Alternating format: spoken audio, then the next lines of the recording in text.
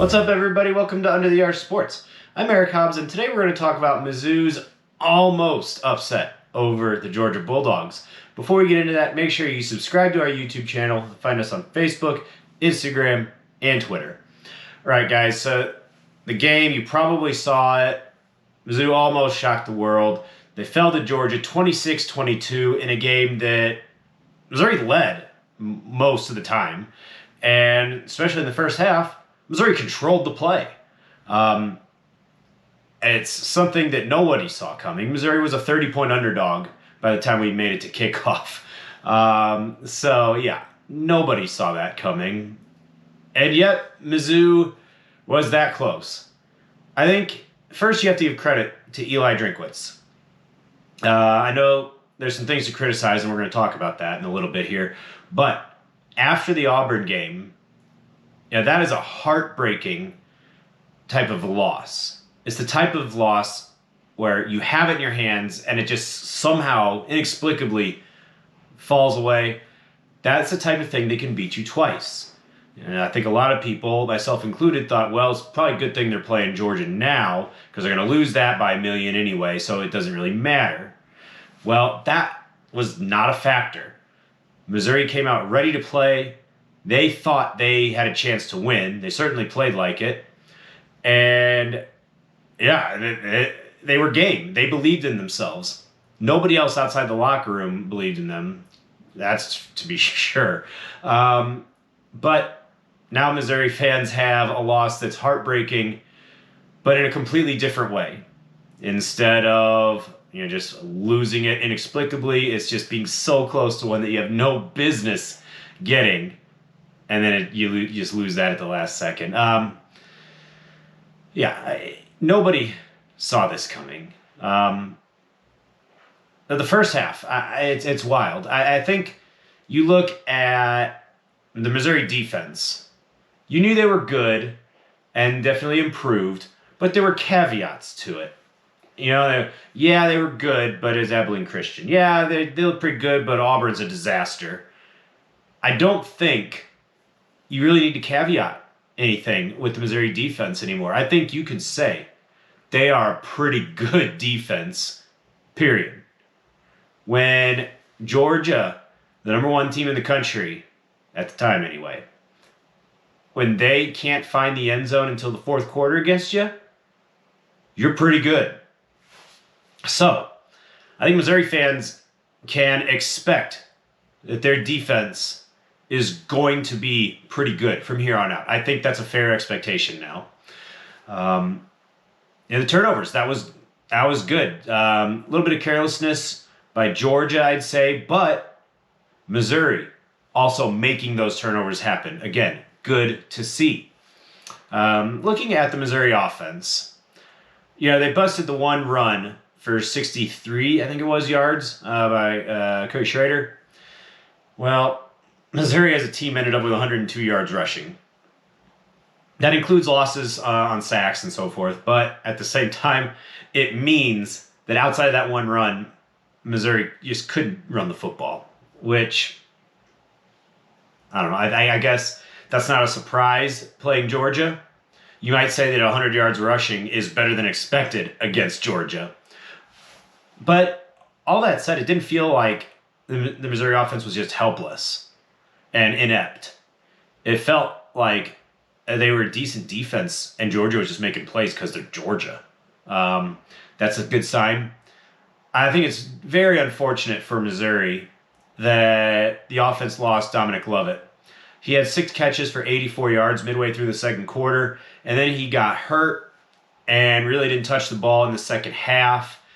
And, boy, you hate to play the what-if game, but looking at how the game ended up, what if Dominic Lovett just has 1 or 2 more catches, 20, 30 more yards, something like that?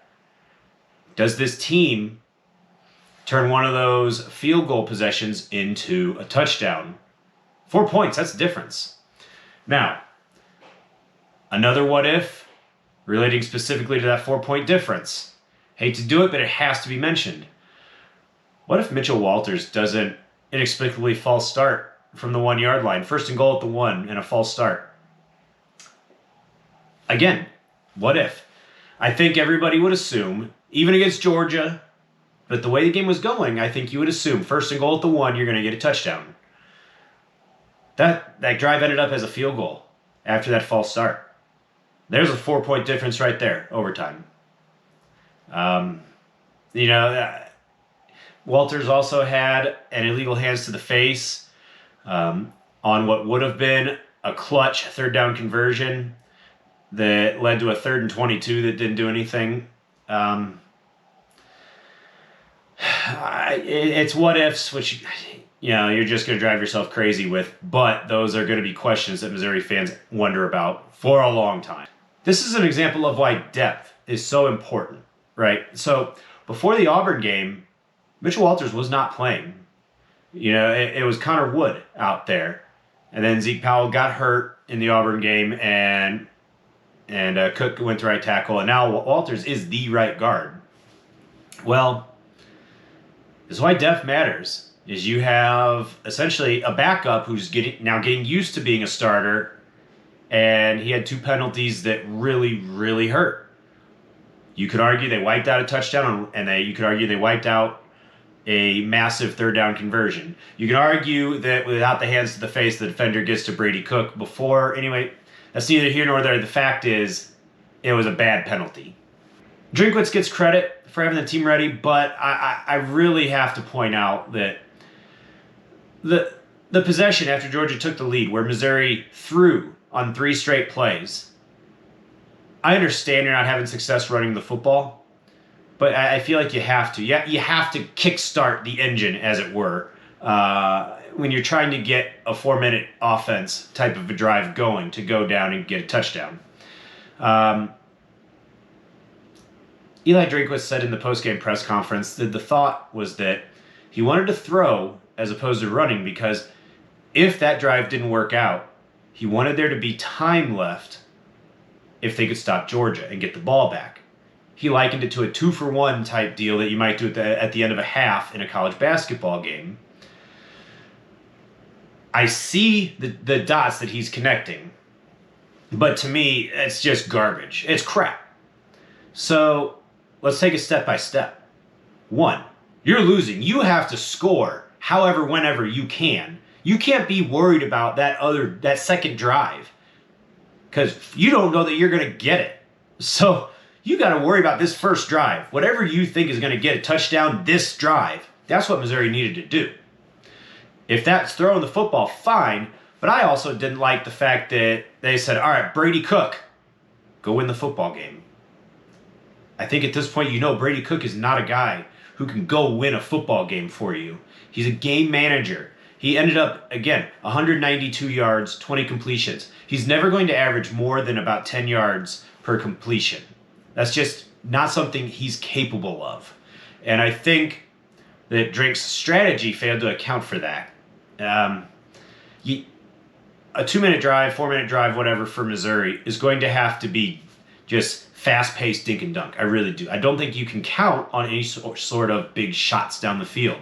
The ones Missouri got and have gotten all season, how often have they been busted plays where Brady Cook is using his legs to extend the play and somebody finds their way open? You can never rely on that. That's never a good thing to say, all right, we're just going to wait until the coverage, we're going to wait till the defensive line is just chasing you, running for your life, and hope someone gets open. You can't do that.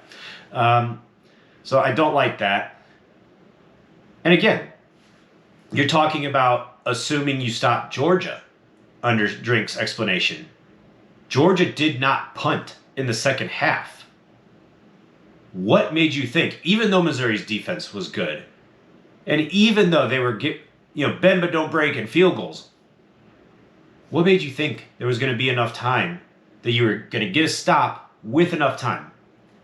That is ignoring reality and sticking to a strategy you prefer in spite of facts and the flow of the game. So I think that's a failure on Drink's part. And, we'll never know. I think it cost Missouri a better shot to make that final drive turn into a touchdown. I think Missouri would have been better off essentially running their regular offense. They had all their timeouts at about 4 minutes left. Time is not an issue there, at least especially in college football. I'll say this in closing. Missouri played as well as they can play. That was pretty close to as good as they can play. I mean, obviously they almost beat number one. Georgia's number 2 now in the updated AP poll. You almost lose to this Missouri, you ain't number 1. That seems to be the reaction from the voters, but I digress.